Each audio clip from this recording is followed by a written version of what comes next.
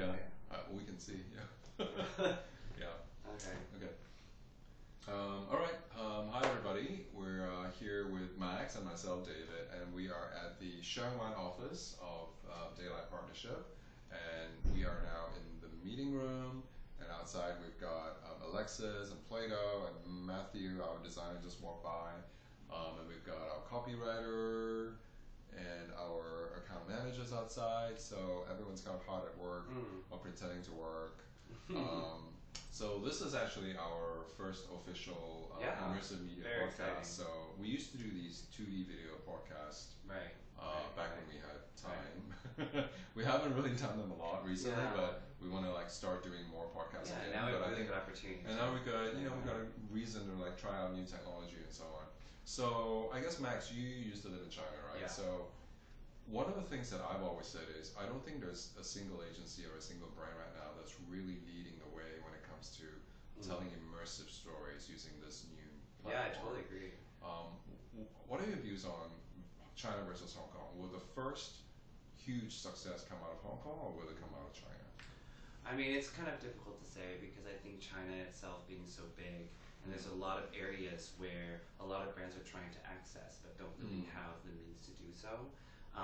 Where there is a lot of opportunity there and a need there to be able to see how we can play around with different technologies as a way to reach out as far as we can go without having to do as much.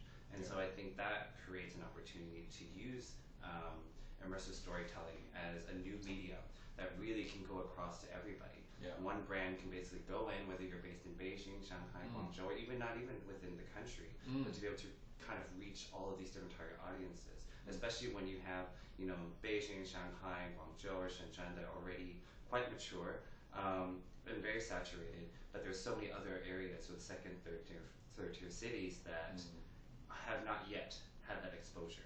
And so there's a lot of good opportunity there. Whereas I don't necessarily think that the capacity is there yet because they're still kind of growing, trying to figure out what is the China market and basically like what direction is it going, because you do have all these subcultures and kind of little microcosms basically building up. So in that way there's a struggle. Whereas in Hong Kong, being kind of a small environment, it's the need is very necessary in a way where a lot of agencies are all kind of cookie cutter now. And a lot of brands are trying to figure out how do we segment ourselves, how do we differentiate ourselves from each other in a way that kind of as sort of like being the leading in any industry. And the thing about immersive storytelling is that it applies to every industry. So it's sort of something that anybody can take advantage of it, and it's quite applicable to whatever you want to do, whether you're talking about brand stories, if you're talking about brand experiences, and really trying to get to know brands, if you're talking about cross-culturally or socially, how people interact with each other. I think that in both markets, though, people are accessible on many different platforms. So that really allows for a lot more ways to access people, and they kind of expect it. Like going the traditional route through print and TVCs and things like that is kind of the old way. You know, most people don't watch TV anymore. If they do, they watch it on their mobile, right? And they move around so much that you want to be able to have something where they can experience it, take it with them, and move around and things like that. So, and I think with the launch of Oculus Rift next year, that's going to make this technology really accessible to a lot of people. But even now, even within our office, we've been playing around with Google Cardboard for quite a while now.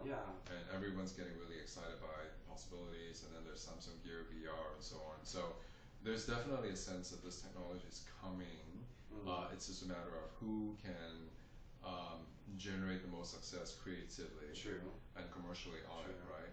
So, but then I guess something that people always worry about whenever there's a new technology that comes out is, will it alienate people? Because even when you're on the subway here at the MTR, you see all these people on their phones, and there's always this concern that technology just makes it even harder for people to communicate. That's true. I mean, that's kind of the paradox, isn't it? Sort of like immersive storytelling is a really great platform that allows us to connect to each other better in terms of really involving yourself in another person's life. But at the same time, distances, right? Exactly. But at the same time, you're also excluding each other. You're kind of ostracizing yourself because you are in your own little bubble now, where you have so much access to the world, but you've also secluded yourself at the same time. And so I think that even with immersive storytelling, I think the challenge will be not to, you want to be able to offer this new kind of experience, but without isolating different groups of people in a way where brands need to kind of not just rely on immersive storytelling as one medium, but to kind of as a way to enhance the overall experience. When you talk about going from online to offline, basically, and how people interact with each other, and conversion, and getting people, it's not just about telling the story, but making them a part of the story, getting them to interact with them, whether it's through this platform, but also offline and interacting with each other. And I think it's always important to talk about or to think about like what's the end goal with this, right? We want the people to experience the brand better, but then what? So I think it's also good to know like to what end that we want to share different stories with each other. I think another important part of it also is VR or immersive media actually also allows people to interact in real time and build communities. So it's easy to foresee that there will be lots of online communities that are actually communicating as avatars. And that's a whole new opportunity for brands to go into because they can go into these different communities and actually offer up this experience of the brand in a way that perhaps Facebook today cannot deliver, or any of the other platforms like Twitter and Pinterest. So there's huge potential there as well. So it may be alienating in the short term, but I think in the long term it's going to help people actually build communities that brands can then tap into.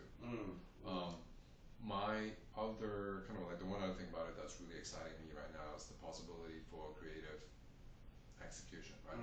So making immersive media movies, and I think earlier we were talking about how do we tell a story through these creative channels, like making a series of mini movies. True. Right. I mean, it's quite interesting actually if you think about like movie production, right? You basically have the director in the background with the production crew watching everything as it happens. But when you involve immersive storytelling, especially in like this virtual reality 360 realm, as a director or like as a scriptwriter or a producer, like you have to think of the whole experience, right? It kind of transforms and think about creatively how you engage people because they're going to be thrown so many different kinds of experiences at the same time. So that in that way it elevates the experience for the audience, but at the same time as a director creatively really challenges you to really think about like what's happening around me all the time. And I think that is kind of an interesting way where it's really going to change different industries. It's not just how it changes the experience for the viewer, but also changes the experience for the creator. So, I think it's really interesting also to think about because limitation actually can nurture creativity because constraints actually make you more creative, right? And so we used to think about the composition of a movie or a video, which is within what you can see on the screen. But nowadays, when we're making an immersive video, we have to think 360. Exactly, it's no longer linear. It's no longer linear, right? So you have to actually think about how the room is set up. Exactly. How do you dress up the room? How the props and how do the actors move around? So that's all really a really new way of looking at telling a story. So I guess to close, I will ask you a question about prediction. When do you think the first immersive movie will win an Oscar? In how many years? It's quite interesting because we're still at the kind of the baby stages, the infancy of learning how to use the technology before we can think even creatively how to really come up with something really stunning. But I think the learning curve is quite steep. So once we kind of cross a certain threshold, it'll be quite fast. So I think maybe not next year, but I think we'll definitely hit some good milestones next year. But I think earning an Oscar, maybe even 2017. I hope so too. And obviously it won't be feature length because I think the technology doesn't allow you to watch like 2 hours. So maybe not an Oscar, but like a Sundance or something. Sundance, exactly. Like a short film festival somewhere. For sure. Okay, cool. So this was a wonderful chat. We're exploring new technologies. We're showing everybody our office. So I hope we can do more of these in the future. Yeah. All right. Thanks, Max. Thanks so much. Okay. Wonderful. Thank you. And we can get Play-Doh in here and stop this. We're good. We can watch the playback. Oh, does that work?